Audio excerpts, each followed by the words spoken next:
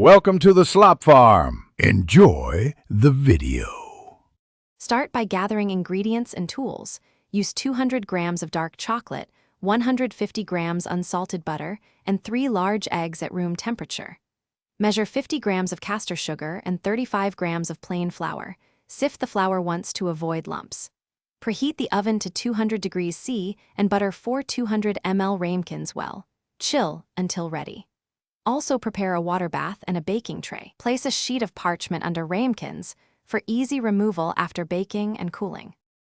Melt chocolate and butter together over a bain-marie until smooth and glossy. Remove from heat and let cool slightly. Whisk eggs and sugar until pale and slightly thick, about 2 to 3 minutes by hand or 1 minute with a mixer on low. Fold in 35 grams flour until just combined. Do not overmix or incorporate air.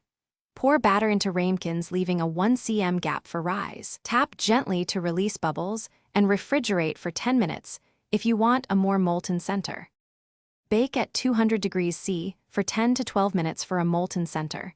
Adjust to 12 to 14 minutes for less runny, but still soft cake. Cool for 1 minute, then invert each ramekin onto a plate. Run a knife around edges if needed and lift gently. Serve immediately with vanilla ice cream or raspberries. Dust with 10 grams cocoa powder for presentation. To reheat, warm fondant for 20 seconds at 400 W in a microwave to restore molten center. And store leftovers in the fridge up to. Thanks for watching.